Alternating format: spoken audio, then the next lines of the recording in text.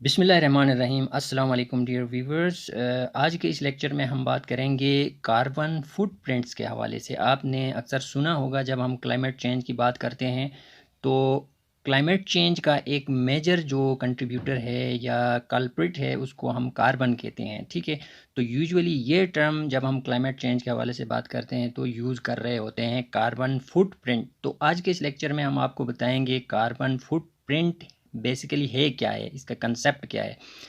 Carbon footprint basically कहा जाता है measure of green house gas emissions. ठीक है, ग्रीन हाउस गैस एमिशंस जो रिलीज़ कर रहे होते हैं एटमॉस्फेयर में, चाहे ये एक पर्टिकुलर पर्सन हो, ऑर्गेनाइजेशन हो, कोई प्रोडक्ट हो या कोई ऐसी एक्टिविटी हो जिसकी वजह से आप जो है कार्बन रिलीज़ कर रहे होते हैं एटमॉस्फेयर में, तो उसको कहते हैं कार्बन फुटप्रिंट। ठीक है, उसकी कोई भी मिकदार, चाहे कोई बंदा उसको रिलीज़ करे, कोई ऑर्गेनाइजेशन रिलीज़ करे या कोई भी एक्टिविटी की वजह से अगर आप रिलीज़ करें कार्बन तो उसको कार्बन फुटप्रिंट कहा जाता है। अगर आप ज़्यादा मिकदार में कार्बन फुटप्रिंट को रिलीज़ कर रहे होते हैं, इसका मतलब है कि एमिशंस ऑफ कार्बन डाइऑक्साइड जो है या मीथेन या दूसरे जो मेन ग्रीन हाउस गैसेस हैं उनकी कंट्रीब्यूशन क्या होगी, क्लाइमेट चेंज का जो क्राइसिस है वो बढ़ेगा इनकी कंट्रीब्यूशन से। अगर आप ज़्यादा मिकदार में कार्बन फुटप्रिंट्स को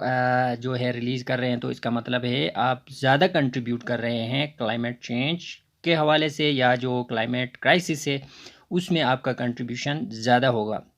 जब आप मेजरमेंट की बात करते हैं कार्बन फुटप्रिंट को या मेजरिंग कार्बन फुटप्रिंट को किसी भी पर्सन का या ऑर्गेनाइजेशन का, आप कार्बन फुटप्रिंट के हवाले से उसके बारे में जब आप बात करते हैं तो उसमें दोनों शामिल होते हैं, चाहे वो डायरेक्ट एमिशंस हों जो कि निकल रहे होते हैं बर्निंग की वजह से फॉसिल फ्यूल्स। ठीक है, जो जो आप एनर्जी प्रोडक्शन के लिए यूज़ कर रहे होते हैं, या आप हीटिंग पर्पस के लिए, या जो है आप लैंड और दूसरे जो एयर ट्रेवल हैं, ठीक है, आप बाय एयर जाते हैं या बाय बस जाते हैं, बाय रोड जाते हैं, उसकी वजह से जो एमिशंस होते हैं वो भी शामिल हैं। ये डायरेक्ट हो गए।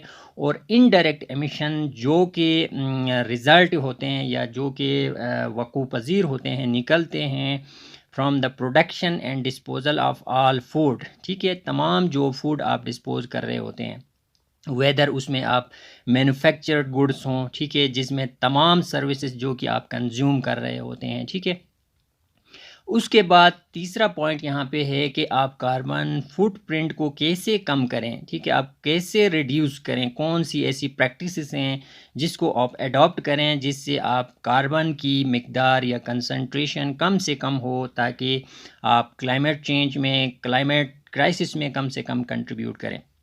ठीक है, आपने क्या करना है, कार्बन फुटप्रिंट्स को रिड्यूस करने के लिए आपको क्या करना होगा, शिफ्ट करना होगा अपना जो सिस्टम है उसको लो कार्बन एनर्जी सोर्सेज की तरफ। ठीक है, जो आप एनर्जी सोर्सेज यूज़ कर रहे होते हैं तो आपने जाना है हाइड्रो पावर की तरफ, आपने जाना है विंड एंड सोलर की तरफ। ठीक है, थर्मल के बजाय जो है, या कोल के जो एनर्जी सोर्सेज हैं उसके बजाय आपने जाना है विंड और सोलर और हाइड्रो पावर की तरफ। आपने अपनी जो एनर्जी एफिशिएंसी है उनको इम्प्रूव करना है। ठीक है, साथ साथ आपने जो अपनी इंडस्ट्रियल पॉलिसीज़ एंड रेगुलेशंस हैं उनको भी स्ट्रेंथन करना है, उनको चेंज करना है। ठीक है, और साथ साथ जो फूड आप डिस्पोजल करते हैं, ठीक है, उसकी जो आप प्रैक्टिस है उसको आपने चेंज करना है। ठीक है, जो मैन्युफैक्चर करते हैं आप चीज़ों को, साथ साथ जो सर्विसेज जो कंज्यूम हो रहे होते हैं, इसमें आपने इन सब को जो है आपने चेंज करना है। इसके अलावा जो है आप कार्बन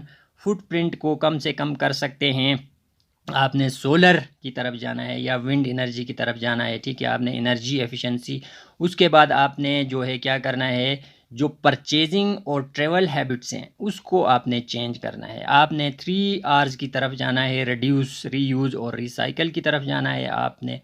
और साथ साथ आपने जो कंजम्पशन है जिसकी वजह से आपका जो वेस्ट प्रोड्यूस होता है उसको भी आपने कम से कम करना है। तो ये सब चीज़ें हैं, जब आप ये सब करेंगे तो आप कार्बन फुटप्रिंट्स को कम से कम करेंगे।